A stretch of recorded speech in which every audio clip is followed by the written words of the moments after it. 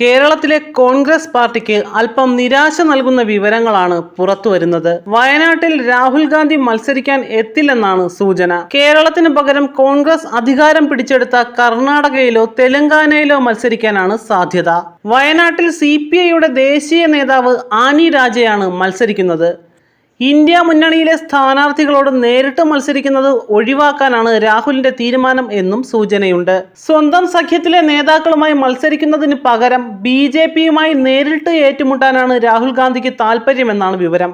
മാത്രമല്ല, കഴിഞ്ഞ ഇലക്ഷനിൽ കേരളത്തിലുണ്ടായ തരംഗം ഈ സംസ്ഥാനങ്ങളിൽ ഉണ്ടായാൽ കൂടുതൽ സീറ്റും കോൺഗ്രസിന് നേടുവാനാകും. നിലവിൽ കേരളത്തെക്കാൾ കോൺഗ്രസിന് സ്വാധീനമുള്ള സംസ്ഥാനങ്ങളാണ് കർണാടകയും തെലങ്കാനയും. എന്നാൽ വടക്കേ ഇന്ത്യയിൽ തകർന്നടിഞ്ഞ കോൺഗ്രസിന് പഴയ പ്രതാപം വീണ്ടെടുക്കണമെങ്കിൽ രാഹുൽ തന്നെ മത്സരിക്കണമെന്ന അഭിപ്രായവും ഉയരുന്നുണ്ട്. സോണിയാഗാന്ധിയും രാജ്യസഭയിലേക്ക് മാറിയതോടെ ഗാന്ധി കുടുംബത്തിൽ നിന്ന് ആരും ഹിന്ദി മേഖലയിൽ മത്സരിക്കാത്ത അവസ്ഥയാണ് ഉണ്ടായിരിക്കുന്നത്.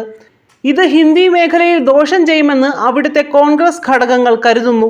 അതിനിടെ പ്രിയങ്ക ഗാന്ധിയെ മത്സരിപ്പിക്കുവാനുള്ള ശ്രമങ്ങളും നടക്കുന്നുണ്ട്.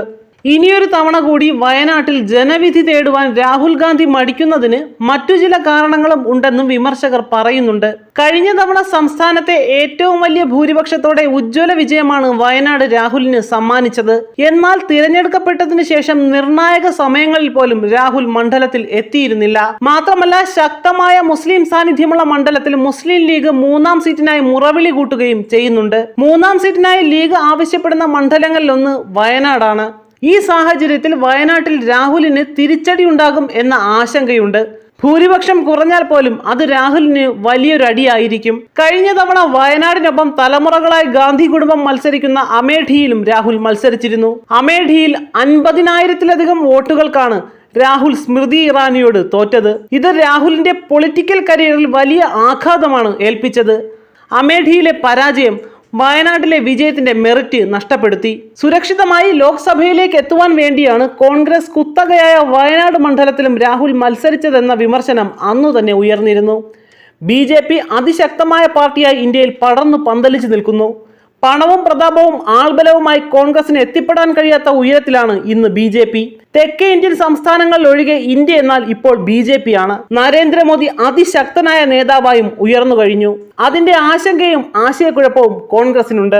അതുകൊണ്ട് തന്നെ വിജയം ഉറപ്പിക്കുവാൻ തന്നെയാണ് കോൺഗ്രസ് സ്വാധീന മേഖലകളിലേക്ക് രാഹുൽ കളം മാറ്റി ചവിട്ടുന്നതെന്നും വിമർശനമുണ്ട്. DK ശിവകുമാറിന്റെ നേതൃത്വത്തിൽ കോൺഗ്രസ് കർണാടകയിൽ ശക്തമായ സാന്നിധ്യമാണ്. തെലങ്കാനയിൽ രേവന്ത് റെഡ്ഡിയാണ് ശക്തൻ. ഈ രണ്ടു നേതാക്കളുടെ കരുത്തിലാണ് കർണാടകയിലും തെലങ്കാനയിലും കോൺഗ്രസ് അധികാരം പിടിച്ചെടുത്തത്. ഇത്തരത്തിൽ സ്വാധീന ശക്തിയുള്ള നേതാക്കളുടെ അഭാവമാണ് മറ്റു സംസ്ഥാനങ്ങളിലും കേന്ദ്രത്തിൽ പോലും കോൺഗ്രസിനെ ദുർബലമാക്കുന്നത്. ശിവകുമാറിന്റെയും രേവന്തിന്റെയും തണലിൽ രാഹുലിന് ഈ രണ്ട് സംസ്ഥാനങ്ങളിൽ നിന്നും ഈസിയായി പാർലമെന്റിൽ എത്താൻ കഴിയും. പരാജയപ്പെട്ടാൽ അത് രാഹുലിന്റെ മാത്രമല്ല കോൺഗ്രസിന്റെ തന്നെ പരാജയമായി മാറും. അതിനിടെ രാഹുലിന് പകരം വയനാട്ടിൽ ആര് മത്സരിക്കുമെന്ന ചർച്ച കോൺഗ്രസിൽ സജീവമായി നടക്കുന്നതായാണ് സൂചന. അതിനൊപ്പം രാഹുൽ തന്നെ വയനാട്ടിൽ മത്സരിക്കണമെന്ന ശക്തമായ ആവശ്യവും പാർട്ടിക്കുള്ളിൽ ഉയരുന്നുണ്ട്. കഴിഞ്ഞ തവണ കേരളത്തിൽ കോൺഗ്രസിനെ തുണച്ച രാഹുൽ ഫാക്ടർ ഇത്തവണയും തുണയാകുമെന്ന പ്രതീക്ഷയിലാണ് കോൺഗ്രസിലെ ഒരു വിഭാഗം. എന്നാൽ ഇക്കുറി കാര്യങ്ങൾ അത്ര എളുപ്പമാവില്ല എന്ന വിലയിരുത്തലുമുണ്ട്.